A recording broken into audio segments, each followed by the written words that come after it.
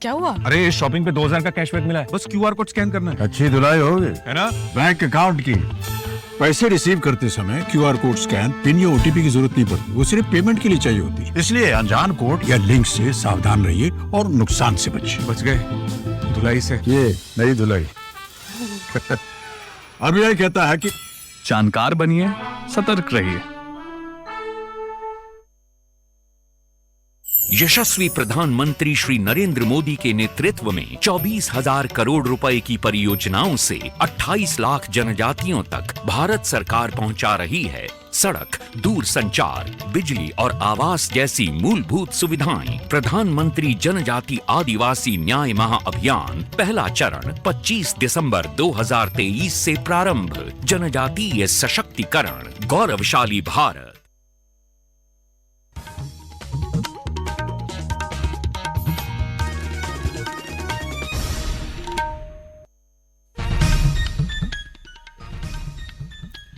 आकाशवाणी देहरादून से प्रस्तुत है प्रादेशिक समाचार।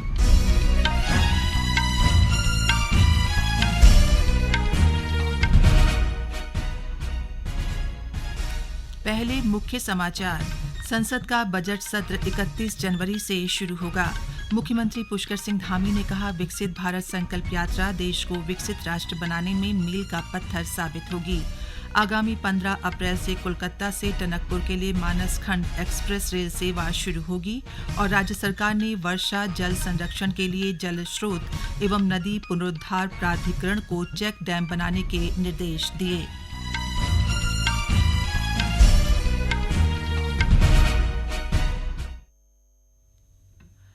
नमस्कार, समाचारों के साथ मैं पंकज सनवाल खुलबे। अब समाचार विस्तार से। संसद का बजट सत्र 31 जनवरी से शुरू होगा। सूत्रों ने बताया कि सत्र 9 फरवरी तक चलेगा। वित्त मंत्री निर्मला सीतारामन 1 फरवरी को अंतरिम बजट प्रस्तुत करेंगी। सत्र संसद के दोनों सदनों में राष्ट्रपति द्रौपदी मुर्मू के अभिभाषण के साथ शुरू होगा।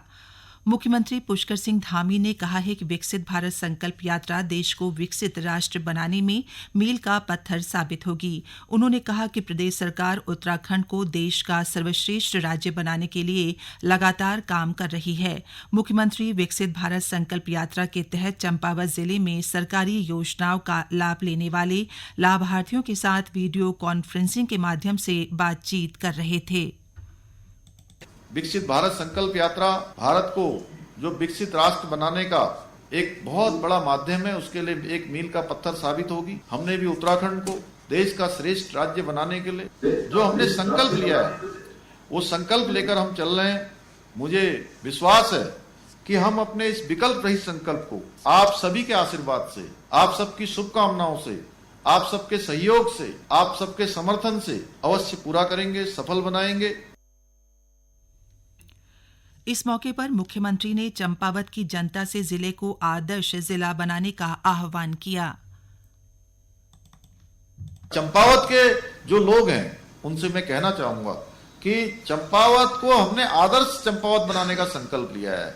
ये संकल्प मैंने लिया है, लेकिन ये संकल्प हम सबका है, क्योंकि आदर्श चंपावत से ही आदर्श उत्तराखंड का रास्ता आगे को बढ़ता है। तो चंपावत के लोगों की और जिम्मेदारी बन जाती है कि वो जिस क्षेत्र में भी काम करें, खेती के क्षेत्र में, बागवानी के क्षेत्र में, जिस क्षेत्र में भी हम काम कर रहे हैं, उन क्षेत्रों में हम एक आदर्श प्रस्तुत करें, एक मॉडल बनाएं कि ये लोग कहें कि चंपावत का सामान है, चंपावत की बहनों ने बनाया। ये तो अपने आप में अच्छा होगा। गौरतलब है कि प्रदेश में विकसित भारत संकल्प यात्रा के विभिन्न कार्यक्रमों में अब तक 19 लाख से ज्यादा लोगों ने हिस्सा लिया है। राज्य सरकार ने प्रदेश के राजकीय महाविद्यालयों में शिक्षकों के रिक्त 25 पदों को संविदा के माध्यम से भरने का निर्णय लिया है। देहरादून में मुख्यमंत्री पुष्कर सिंह धामी की अध्यक्षता में आयोजित मंत्रिमंडल की बैठक में आयुष निदेशक के पद को अपर निदेशक से पदोन्नति पर भरे जाने पर भी सहमति दी गई। कैबिनेट ने नई नजूल नीति बनने तक आवास विभाग के तहत 2021 से चल रही पुरानी नजूल नीति को ही लागू रखने पर अपनी स्वीकृति दी है। सरकार ने वित्त विभाग के तहत एक मुश्त समाधान योजना को 3 महीने के लिए बढ़ाने पर भी मोहर लगाई है। मंत्रिमंडल ने गन्ना विकास विभाग में 400 करोड़ से अधिक लोन लेने को भी मंजूरी दे दी है। साथ ही मंत्रिमंडल ने खटीमा बार एसोसिएशन के चैम्बर की लीज बढ़ाने पर भी मोहर लगाई है। मंत्रिमंडल की बैठक में प्रदेश के 7 कैंट बोर्ड के सिविल क्षेत्र को स्थानीय निकाय में सम्मिलित करने का निर्णय भी लिया गया है। इस दौरान हरिद्वार ऋषिकेश गंगा कॉरिडोर को विकसित करने को लेकर भी कैबिनेट ने सहमति दे दी। प्रदेश में स्वास्थ्य विभाग में नर्सिंग, वार्ड बॉय, तकनीशियन सहित विभिन्न पदों पर 11,000 से अधिक नियुक्ति की जाएगी। उत्तरकाशी के चन्याली सौण में नवनियुक्त 53 नर्सिंग अधिकारियों को नियुक्ति पत्र वितरित करने के मौके पर आयोजित कार्यक्रम में स्वास्थ्य मंत्री डॉ धन सिंह रावत ने ये बात कही। डॉ रावत ने कहा कि लोगों को बेहतर स्वास्थ्य सुविधाएं उपलब्ध कराने पर सरकार विशेष ध्यान दे रही है। उन्होंने कहा कि उत्तरकाशी के नर्सिंग अधिकारियों के पदों सहित प्रदेश में रिक्त 3,000 नर्सिंग पदों पर भर्ती प्रक्रिया पूरी कर ली गई है। उन्होंने कहा कि नर्सिंग अधिकारियों के पद पर 100% उत्तराखंड के मूल निवासियों को नियुक्ति दी गई है। प्रदेश के चिकित्सकों को ब्रांडेड दवाओं के स्थान पर जेनरिक दवाएं लिखने के निर्देश दिए गए हैं। स्वास्थ्य सचिव डॉ आर राजेश कुमार ने सभी मुख्य चिकित्सा अधिकारियों को मरीजों के लिए जेनरिक दवाइयां ही लिखने को कहा है। उन्होंने कहा कि जेनरिक दवाओं के स्थान पर महंगी दवाओं के नाम न लिखने वालों के विरुद्ध कड़ी कार्रवाई की जाएगी। अयोध्या में श्रीराम मंदिर में 22 जनवरी को होने वाले प्राण प्रतिष्ठा समारोह का उत्सव पूरे प्रदेश में मनाया जाएगा। इसके लिए प्रदेश भर में तैयारियां जोरों से चल रही हैं। उत्सव का सजीव प्रसारण देखने के लिए प्रदेश विभिन्न मंदिरों समेत 20,000 से अधिक स्थानों पर विशाल LED स्क्रीन की व्यवस्था की जा रही है। साथ ही श्रीराम प्राण प्रतिष्ठा समारोह पर पूरे प्रदेश में दीपोत्सव मनाया जाएगा। इस दौरान शाम के समय घरों, मंदिरों और सार्वजनिक स्थलों पर दीप प्रज्वलित किए जाएंगे। विश्व हिंदू परिषद के प्रांत संगठन मंत्री अजय कुमार ने बताया कि उत्तराखंड में 16,000 से अधिक गांवों और 105 शहरों में लोग प्राण प्रतिष्ठा समारोह का सीधा प्रसारण देखेंगे। ये समाचार आप आकाशवाणी के देहरादून केंद्र से सुन रहे हैं। प्रदेश में 15 अप्रैल से कोलकाता से टनकपुर रेल सेवा मानसखंड एक्सप्रेस शुरू की जाएगी।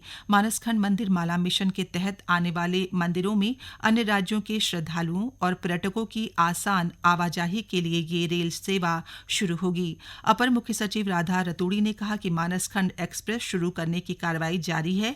सचिवालय में मानसखंड मंदिर माला मिशन के कार्यों की समीक्षा के दौरान श्रीमती रतूड़ी ने कहा कि मानसखंड मंदिर माला मिशन के तहत चिन्हित कुमाऊं मंडल के सभी 16 मंदिरों के अलग अलग मास्टर प्लान अनुमोदित हो चुके हैं। इनमें से 9 मंदिरों की विस्तृत कार्ययोजना तैयार हो चुकी है और इनमें से अधिकांश मंदिरों का शिलान्यास जल्द ही किया जाएगा। अपर मुख्य सचिव ने लोक निर्माण विभाग को मानसखंड मंदिर माला मिशन के तहत मंदिरों को जोड़ने वाली अप्रोच रोड्स के चौड़ीकरण कार्य को भी जल्द पूरा करने के निर्देश दिए। वर्षा जल संरक्षण और उसके बेहतर उपयोग के लिए मुख्य सचिव डॉक्टर SS संधू ने जल स्रोत एवं नदी पुनरुद्धार प्राधिकरण को चेक डैम बनाने के लिए कार्ययोजना तैयार करने के निर्देश दिए हैं। उन्होंने प्राधिकरण को अपने कुल बजट का 70 से 80% चेक डैम बनाने पर खर्च करने को कहा। देहरादून में आयोजित बैठक में डॉक्टर संधू ने कहा कि मानसून सीजन के 3 महीनों में प्रदेश के पर्वतीय क्षेत्रों में होने वाली वर्षा का लगभग 90% जल नदियों में बह जाता है और इसका उपयोग नहीं हो पाता, जिसके कारण पर्वतीय क्षेत्रों में पानी की कमी बनी रहती है। मुख्य सचिव ने जल स्रोत एवं नदी पुनरुद्धार प्राधिकरण को अगले 1, 2, 5 और 10 सालों के लिए वर्षवार लक्ष्य निर्धारित कर योजना बनाने और उसकी निगरानी करने के निर्देश दिए। टिहरी के जिलाधिकारी मयूर दीक्षित ने थयूर जौनपुर में स्वायत्त सहकारिता समूह के ऑर्गेनिक आउटलेट का शुभारंभ किया। इस अवसर पर उन्होंने उत्पादों का निरीक्षण कर समूह की महिलाओं को उत्पादन बढ़ाने के लिए प्रेरित किया। इस स्वायत्त सहकारिता समूह में 5 ग्राम संगठनों की 265 महिलाएं जुड़ी हैं और 35 समूह इसमें काम कर रहे हैं। समूह ने अब तक 66 कुंतल मडुआ सहकारिता को बेचकर 2,53,00,000 की आमदनी की है। टिहरी गढ़वाल के मुन्नी की रेती में ठहरी एक विदेशी महिला में कोविड संक्रमण की पुष्टि हुई है। मुन्नी की रेती क्षेत्र के नोडल अधिकारी डॉ जगदीश चंद्र जोशी ने बताया कि ऑस्ट्रेलिया निवासी ये महिला तपोवन के एक होटल में ठहरी है।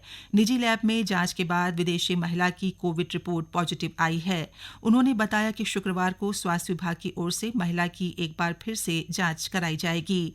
श्री जोशी ने बताया कि महिला को अभी होटल में अपने कक्ष के भीतर रहने को कहा गया है। महिला सशक्तिकरण एवं बाल विकास विभाग द्वारा संचालित नंदा गौरा योजना में आवेदन करने की तिथि को बढ़ा दिया है और पात्र लाभार्थी 31 जनवरी तक आवेदन कर सकते हैं।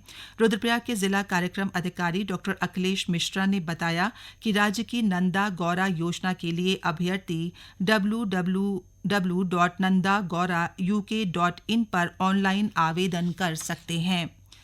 ग्रामीण पर्यटन स्थलों के विकास को प्रोत्साहित करने के लिए केंद्रीय पर्यटन मंत्रालय ने सर्वश्रेष्ठ पर्यटन गांवों को चिन्हित करने के लिए एक प्रतियोगिता शुरू की है। प्रतियोगिता में इस बार ग्रामीण होमस्टे को भी शामिल किया गया है। विरासत, कृषि पर्यटन, शिल्प, जिम्मेदार पर्यटन, जीवंत गांव, साहसिक पर्यटन, समुदाय आधारित पर्यटन और कल्याण श्रेणी की थीम आधारित होमस्टे सर्वोत्तम पर्यटन गांव के तहत अपना नामांकन कर सकते हैं। प्रतियोगिता में हिस्सा लेने के लिए वेबसाइट www.rural.tourism.gov.in पर 31 जनवरी 2024 तक आवेदन किए जा सकते हैं।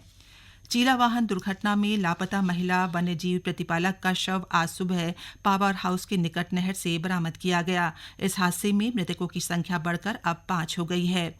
गौरतलब है कि चीला रेंज में सोमवार को हुई वाहन दुर्घटना में 4 वन अधिकारियों की मृत्यु हो गई थी। मौसम विभाग ने अगले 24 घंटों में हरिद्वार, ऊधम सिंह नगर, पौड़ी और नैनीताल जिले के मैदानी क्षेत्रों में शीतलहर चलने का अनुमान व्यक्त किया है। विभाग ने अगले 2 दिनों में राज्य के पर्वतीय क्षेत्रों में पाला पड़ने और कुछ मैदानी हिस्सों में मध्यम से घना कोहरा छाए रहने की संभावना भी जताई है। अंत में मुख्य समाचार एक बार फिर।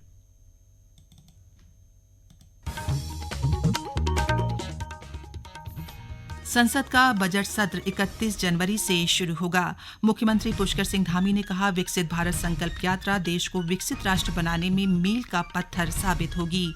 आगामी 15 अप्रैल से कोलकाता से टनकपुर के लिए मानसखंड एक्सप्रेस रेल सेवा शुरू होगी। और राज्य सरकार ने वर्षा जल संरक्षण के लिए जल स्रोत एवं नदी पुनरुद्धार प्राधिकरण को चेक डैम बनाने के निर्देश दिए। इसके साथ ही प्रादेशिक समाचार का ये बुलेटिन समाप्त हुआ। नमस्कार।